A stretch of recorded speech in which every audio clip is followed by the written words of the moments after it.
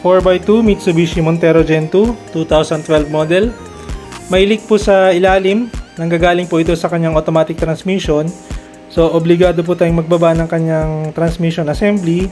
Magpapalit po tayo ng kanyang torque converter seal tsaka rear crankshaft oil seal.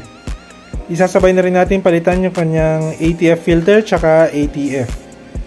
Ganitong symptom, ramdam po kasi ni sir ang reklamo niya. Sa umaga, pag paalis siya ng bahay papuntang opisina, from start, lalagay niya sa park, papuntang drive, hindi daw siya kumakagat agad.